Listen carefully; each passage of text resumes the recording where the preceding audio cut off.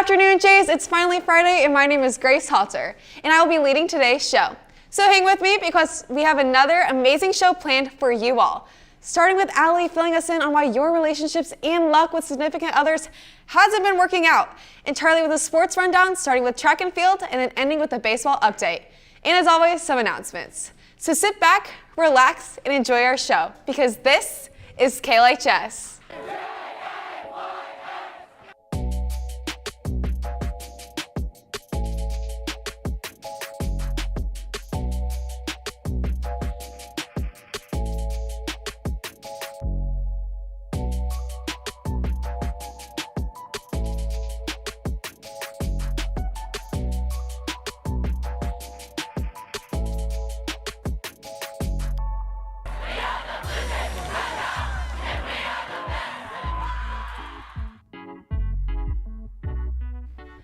Prom this, prom that. I hear everyone talking about what they're going to be wearing, but what about their dates? Finding a date can be stressful, but not just any date, but the perfect date.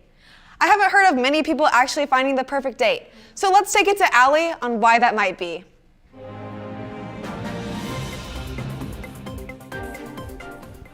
Are you sad that you don't have a prom date this weekend? Well, before you get all sad and think that you don't have the looks or the personality to get a date, maybe consider your location of living to be the problem.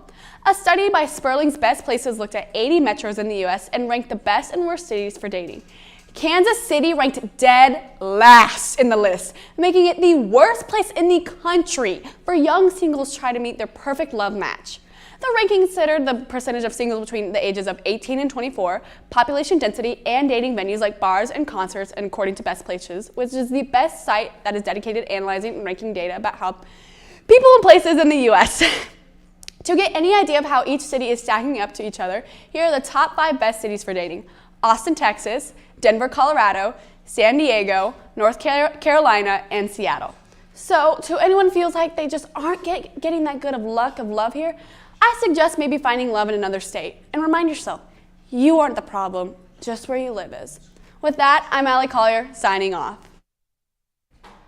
Starting our announcements with the fact that tonight is the last night to watch the Fools performance, and tickets are $5 each. The house opens at 6:30 p.m. and the performances will begin at 7 p.m. Let's show some support and see this foolish production. AP students, this announcement is for you. AP testing begins on Monday, May 2nd, and will run through May. While testing is happening, bells will be off. You can find info on AP testing at the LHS webpage under the tab AP and Dual Credit. You'll see testing dates, times, and locations, bell schedules, and student testing.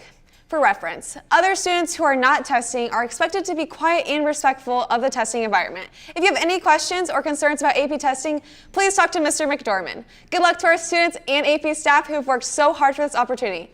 Speaking of testing, EOC testing will be Monday, May 16th and Tuesday, May 17th. The whole school will be on block schedules for those days. Classes where you will be tested will be posted soon and sent out in your email. Now we have an amazing student named Cooper Purcell. He has started a battery recycling program at LHS. Instead of throwing your battery away in the trash can at home, you can now bring them to school and the next day and dispose them in one of the 3 boxes located in the library, office, and faculty lounge. When improperly disposed of, batteries have harmful effects on you and the environment. Toxic chemicals in the batteries leach into the ground and air, poisoning your waterways and breathing air. The poison causes cancer to spread in your lungs and brain damage, affecting your motor skills. So help yourself and the environment and recycle your batteries. Seniors, on Friday, May 13th, 2022, Student Council will be hosting the annual senior breakfast for the class of 2022 from 8 to 9 a.m. in the LHS Fieldhouse, followed by graduation rehearsal in the Fieldhouse at 9 a.m. The cost for senior breakfast is $8. If you have paid your senior fee, this event will be free. You can check if you have paid your fee by checking your senior breakfast email. If you're interested in attending the senior breakfast, tickets will be on sale outside the guidance counselor office until May 2nd. Now moving on to some senior spotlights, starting with Reagan Manus. His favorite high school memory was state trip for track junior year. He was involved in track and field, leadership, exit 1, 6, FCA, cross country, and KLHS. He's undecided but majoring in double major in film and American history. He describes his experience with the quote, "I wish I could say there were people who doubted me, but everybody knew I was gonna kill it." Next, we have Amber Avery.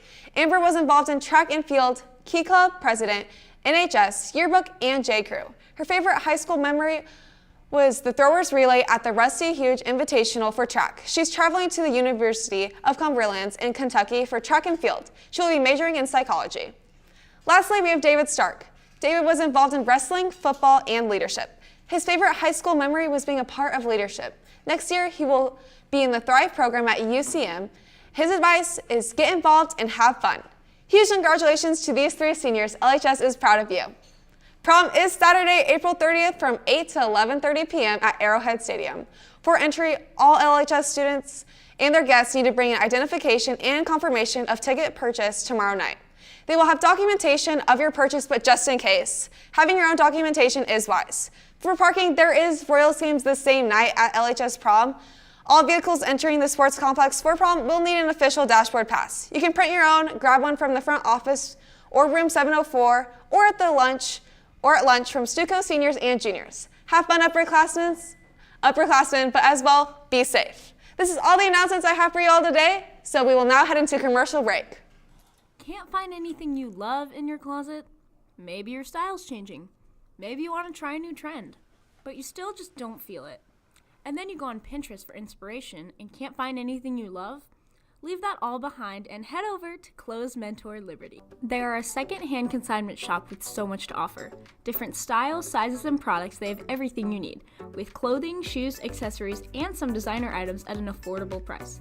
Clothes Mentor is the place to be.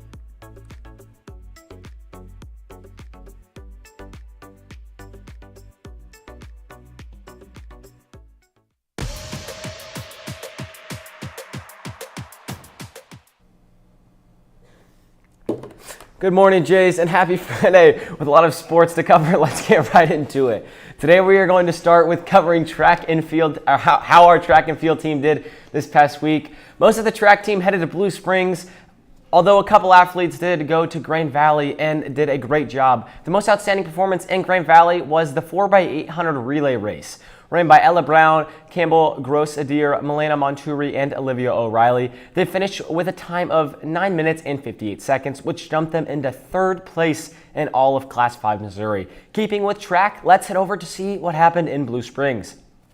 First off, the boys ran in and won the 4x200. The relay was ran by Dominic Revels, Kane Dennis, Elijah Brooks, and Truman Hare. And our last track update comes from the pole vaulter Rachel Homley, who last week not only broke her personal record and the school record, but set the record for the entire state of Missouri, putting herself in 3rd place in the entire nation with a pole vault of 13 feet and 10.5 inches. Great job to all the track athletes and good luck on the rest of the year. Moving on to men's tennis. Since we last talked, the Jays have had a match against Blue Springs where they completely dominated, winning with the final score being 8-1. And then last night, the Jays took on Lee Summit North, where before the match they celebrated senior night. They ended up making quick work of the Broncos with them getting the win and the final score being 8-1. Nice job, guys. Moving on to men's golf. They competed at a tournament at Liberty North on Monday. They finished 8th out of 17 teams. Will Griffith placed 4th in the entire tournament. Congrats to Will and the rest of the golf team here at LHS.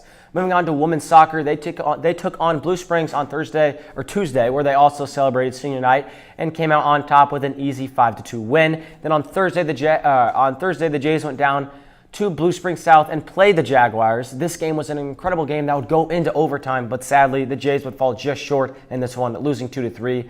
Lastly, today we have a recap of what went down in the baseball world this week. They played 2 games this week. The first game was against Park Hill on Monday. The final score in this game was 8-5. After the win against Park Hill, they traveled to Blue Springs, who they lost to early in the year, although this game was much different as the Jays walked out with a very comfortable win, 7-3. Carson Milbrand and Chase Littrell led the way offensively for the Jays, with Ben Sundell being an anchor on the mound, throwing a complete game shutout. Not a complete game shutout, just a complete game, striking out 9. The Jays have senior night tonight. They take on Lee Summit West. Good luck, Jays. And that's all the sports I have for you guys today. This has been Charlie Marshall signing off from KLHS.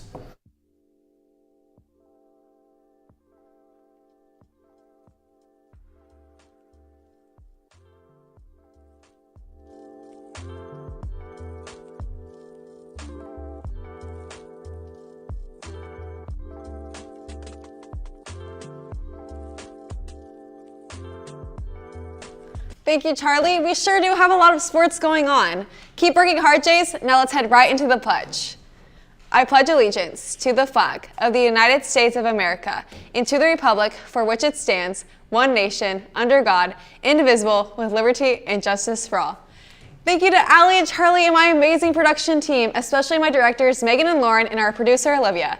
This show wouldn't be possible without them. That's all I have for you today, Jays. This has been Grace Halter signing off of KLHS.